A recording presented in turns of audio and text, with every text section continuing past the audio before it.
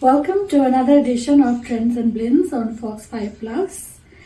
Today I have a very pioneering woman with me, and her name is Miss Sunita Mishra. She is an excellent filmmaker. I will be asking her questions and where she sees the filmmaking industry going from here. So welcome, Sunita ji. Thank you, Rohini, for having me on your show.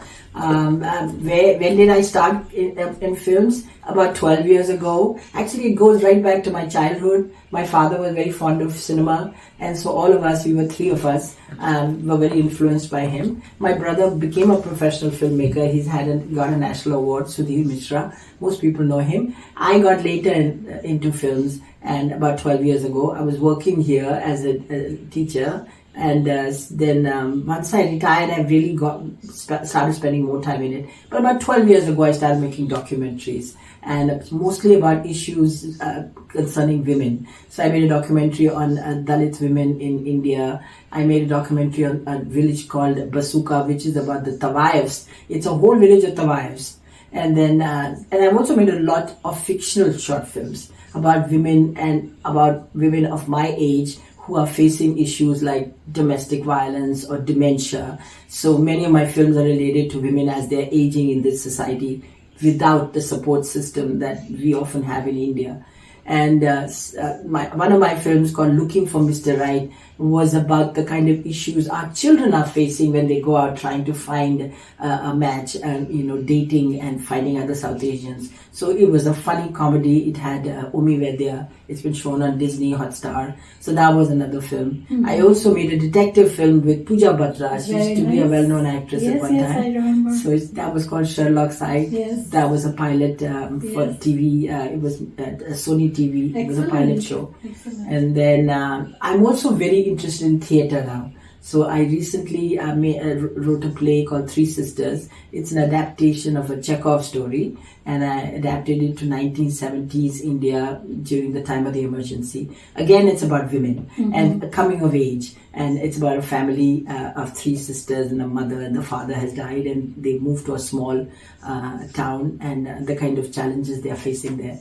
And so we showed this play. We had this performance here in JCC in the community center, and then we also just took it to New Jersey at the South Asian Theatre Festival. Wow! And that was nice because it's the biggest theatre festival in the country for South Asians, and so it was a lot of fun. So and now I'm writing another play, and I'm hoping it's going to be performed. It's about four women who are older women who were actresses at one time and now have retired, and about the kind of challenges they get together to play poker every week. And yes, and it's like a murder mystery. It's a light film because everybody keeps telling me I make very serious films, and always we need some lighter stuff. But again, it's about women and their challenges and mental health issues, which a lot of us South Asian women do not take care of, and then later on in life we get into trouble over that. Right. So it's again about a social issue, but it's a light whodunit. So, those are the kind of things I'm interested in. It's nice now that I'm retired from my day job.